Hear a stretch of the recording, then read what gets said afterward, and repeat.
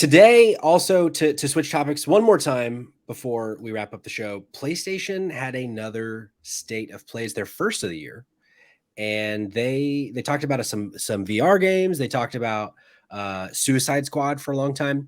So we'll do a little recap here. We'll talk about it and you know what jumped out to us. Jared, did you have a chance to give this a watch before we recorded?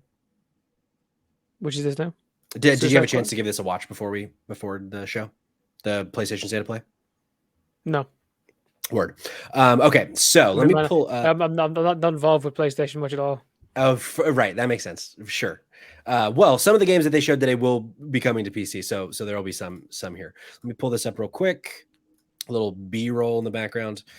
So Cayman, at a glance, what did this do for you? What did PlayStation State of Play today do for you?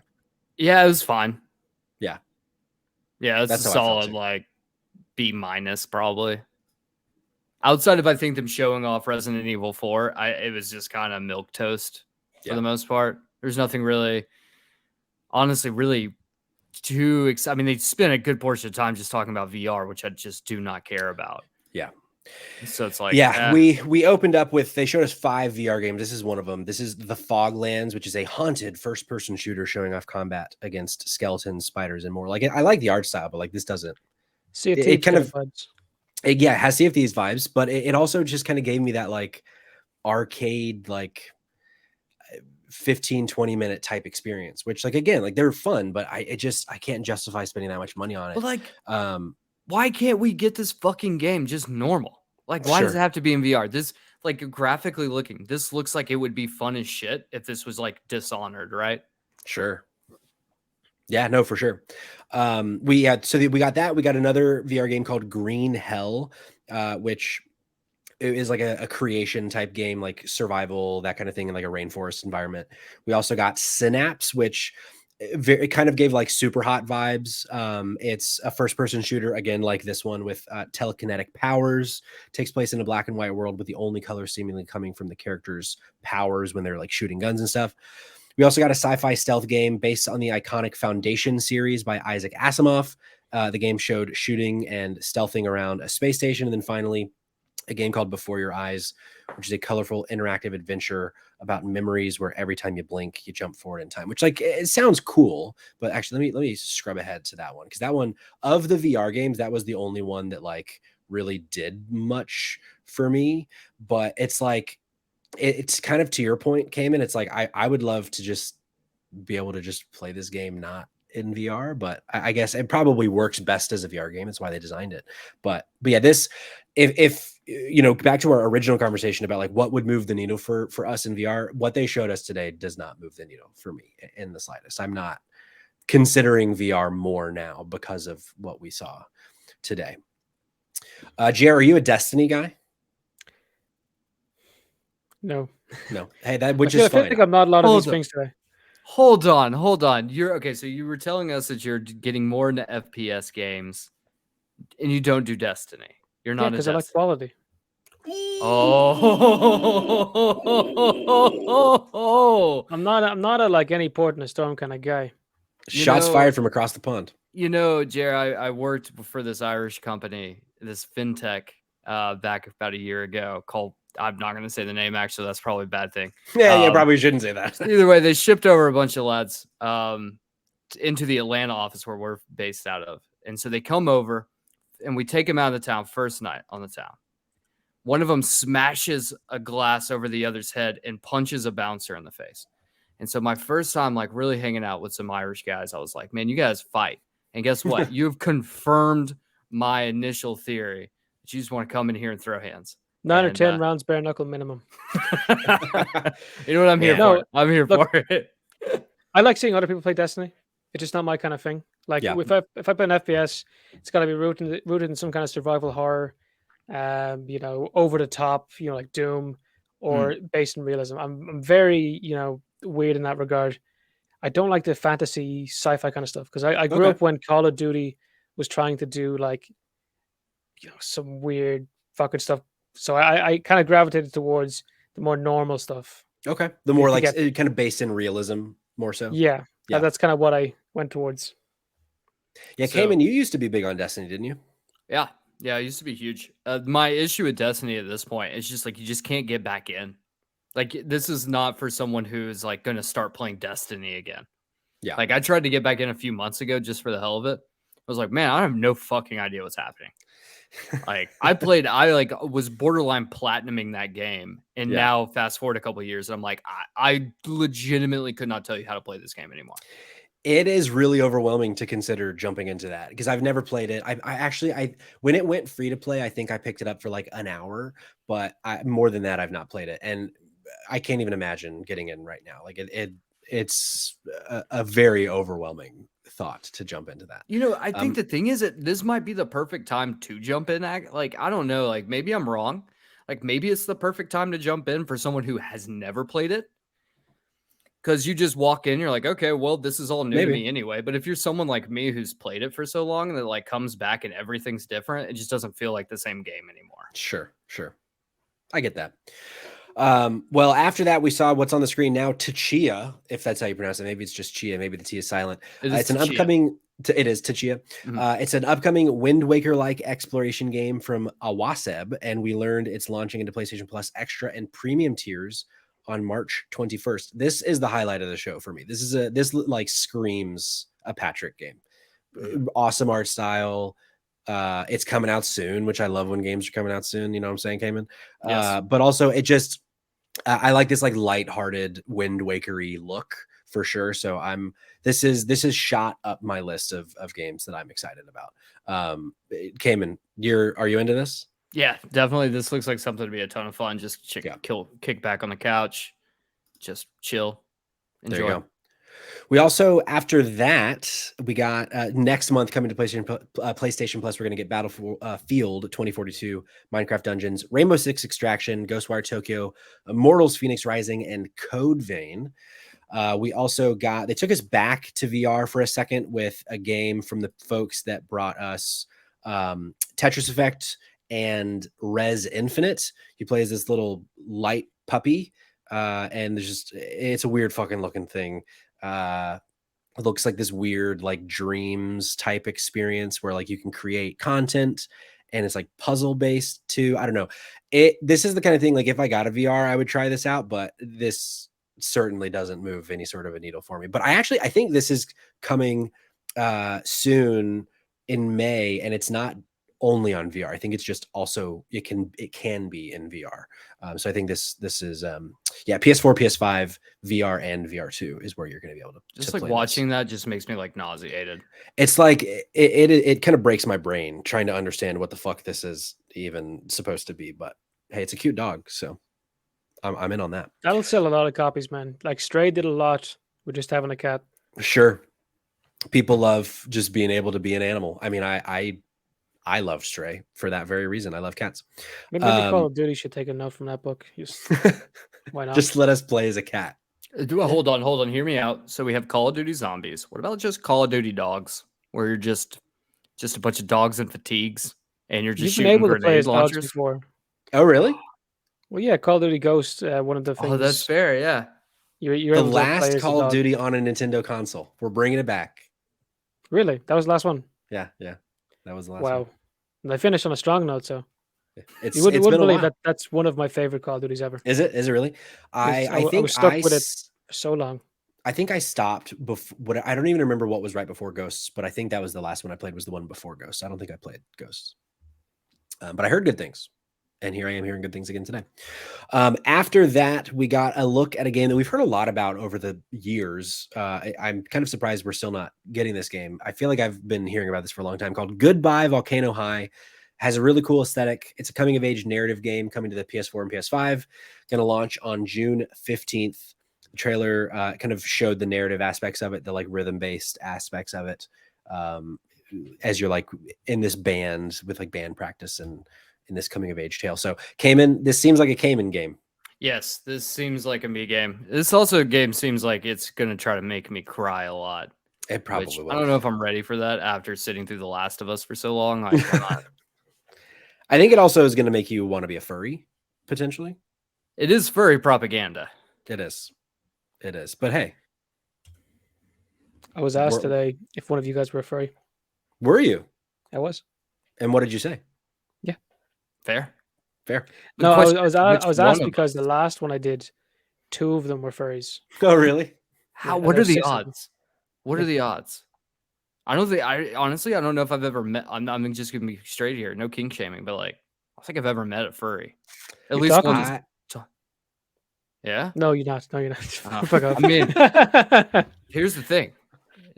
They might just be hiding out somewhere, just in bushes, dressed as a squirrel, just ready. There's one behind you right now. You guys ever been to a Comic-Con?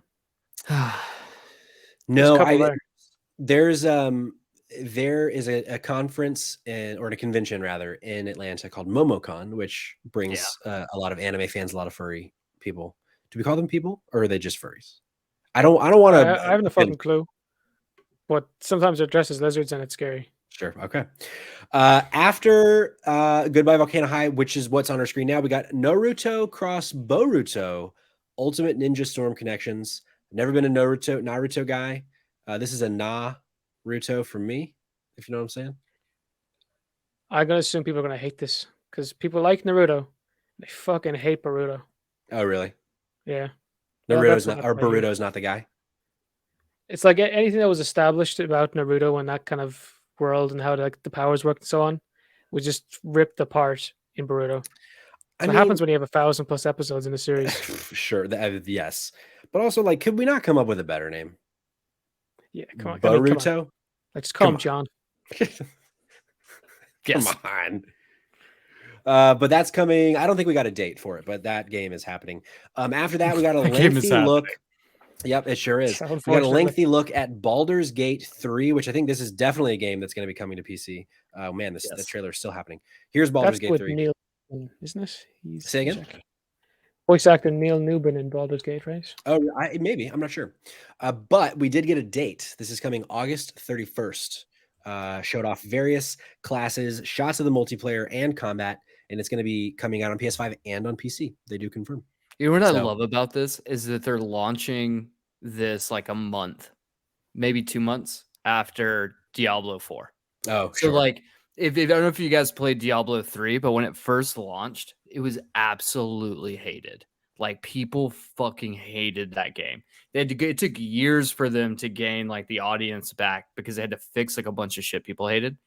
And a lot of people are very worried that Diablo 4 is going to be even worse at launch because they're going to try to squeeze in all this like cash grab bullshit. The fact that Baldur's Gate, which we know for a fact Baldur's Gate is not going to do that shit. Like they're just going to launch their game and be like, this is the fucking game. We'll get expansion packs when you get them. Like this is it. I love the fact that they're doing that just so like if Diablo 4 fucks it up, then they can just like slide. Baldur's Gate will just be there waiting for people who want it. So hold my beer. Here we go. Let's do it. Right. We also got this game called Wayfinder that's on the screen right now. It's an action RPG. You work together with friends to push back a hostile force that's taken over the world. The latest trailer was a gameplay overview showing off combat and a giant boss battle. This did nothing for me. It might be cool, but didn't speak to me personally. Seen too many games like it before. Like fucking thousands of games like this before. 100%. You're exactly right. This is free to play, right? Probably. I want to say that this is free to play, which makes it honestly even worse because you just know what you're like. You know what you're getting into. Yeah, 100%. Fucking dog shit. Not for me. After this, we got a Street Fighter 6 trailer. They showed off a couple of new characters. Zangief is back. We all expected him to be back. We also got Cammy, and then they also showed us a new character, Lily. They've all been confirmed. The game is coming later this year. Cayman, you're not huge on fighting games. Jer, are you? I'm not a fighting game guy. Are you a fighting game guy? The most recent Mortal Kombat, and that's about it. Maybe some UFC games, but I've always, I don't know what it is. I've always disliked Street Fighter.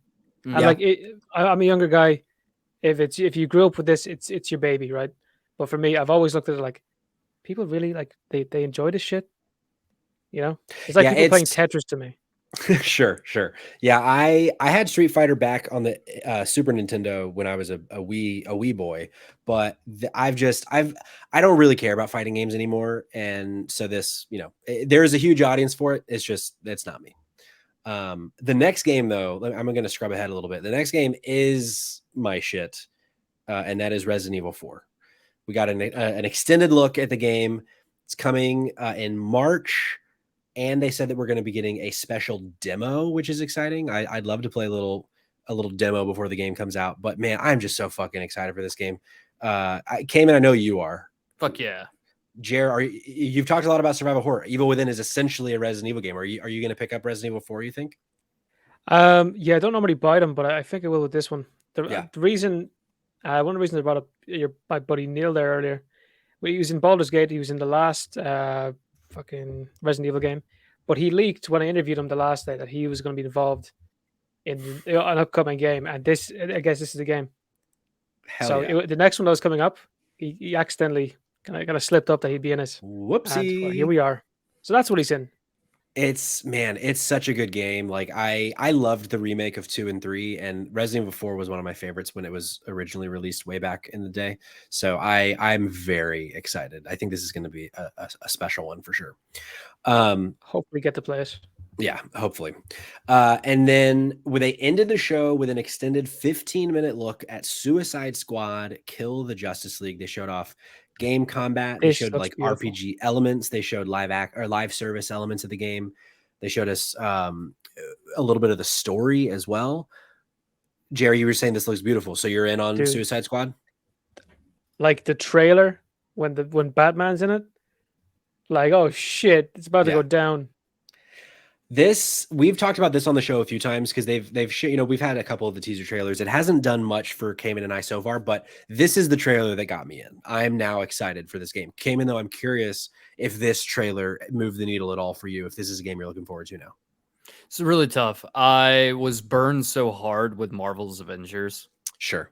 And dude, I'm telling you, walking away from this, I was like, God damn it, this looks just like fucking Marvel's Avengers to me. In ways it does, but it looks so much more fun than Avengers to me.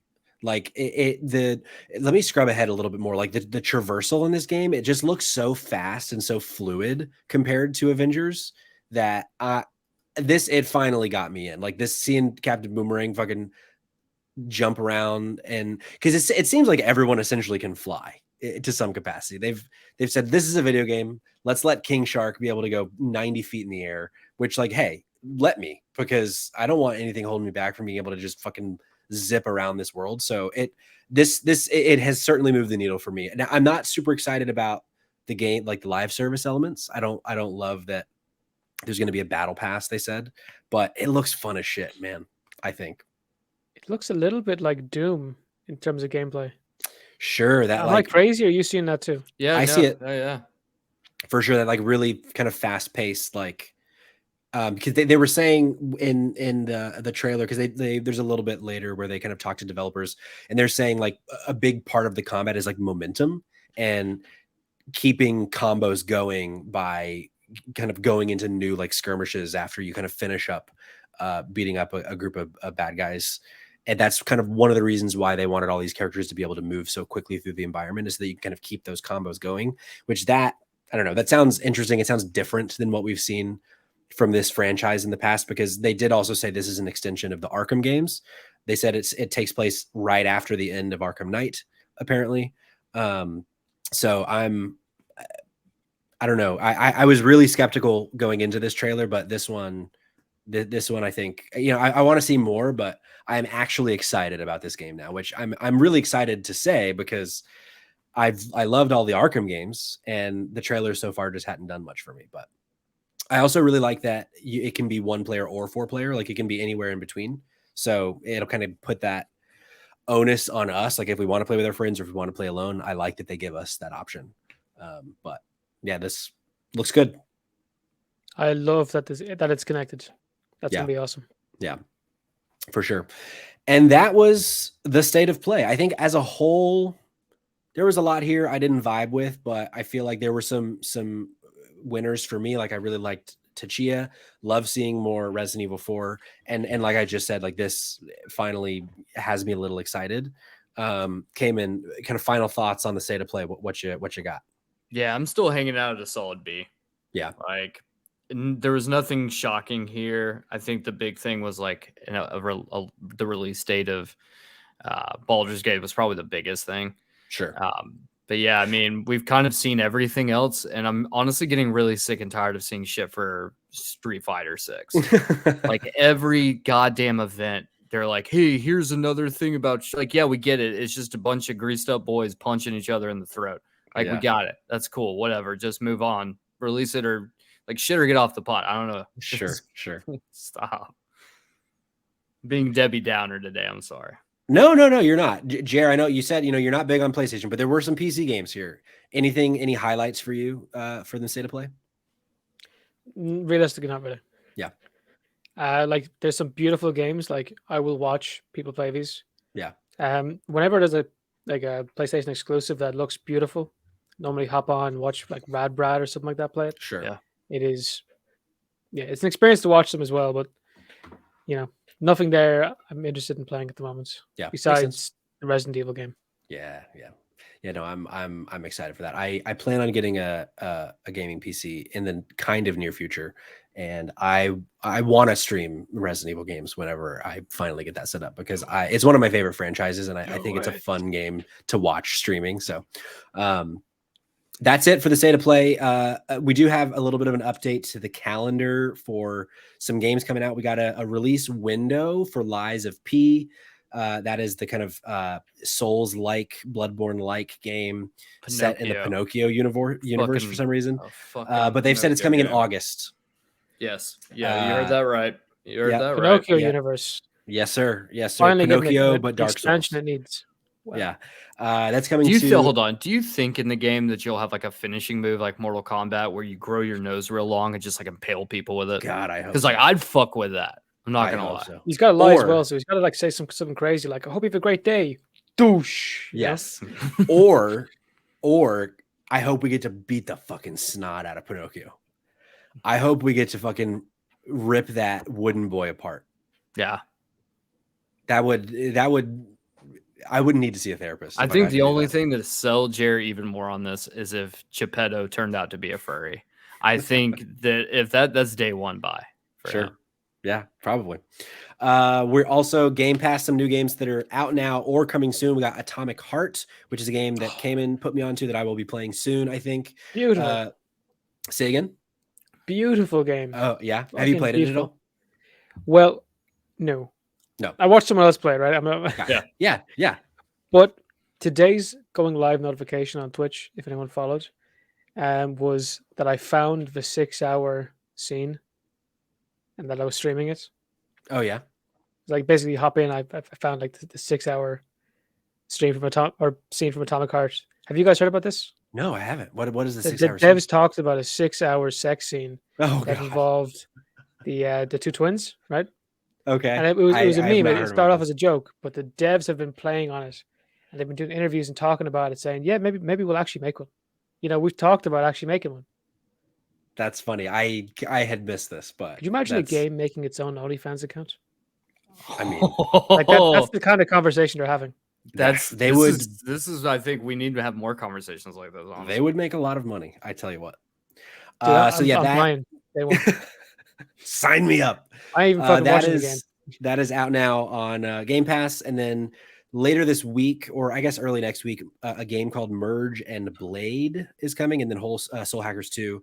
And then beginning of next month, on the 2nd of March, we're getting F122, and on the 3rd, another big release, Wolong Fallen Dynasty, also coming to Game Pass. And then other than, all the other announcements we got during the state of play, but that is the update to the calendar for the next few weeks.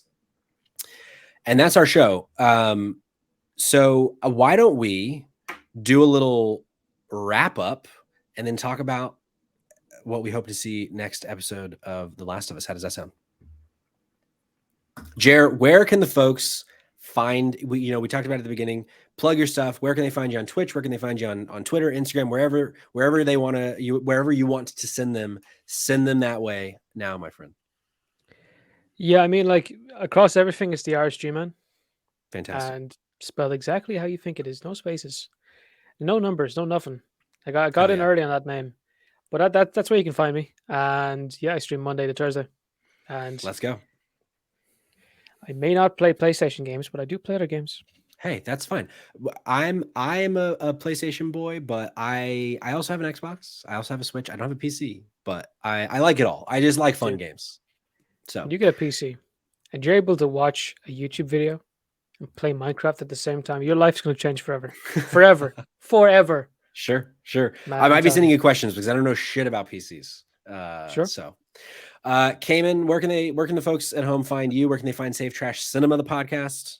Yep, you can find me at Kid Cayman on Twitter, and you can find Save Trash Cinema at Save Trash Cinema on all socials. Things get raunchy over there, so come check it out. Let's go. And then if you want to follow me on Twitter, I'm at Patrick Schwag, and then the pod is at Spot Games Pod on Twitter or Spotlight Games Pod on Instagram and TikTok. We're going to post a TikTok at some point again. It's been a few months, but hey, I'm a busy boy. And then also Spotlight Games Pod on Twitch as well. Make sure you follow us there so that you're notified when we go live so that you can be part of the conversation. And that's our show. But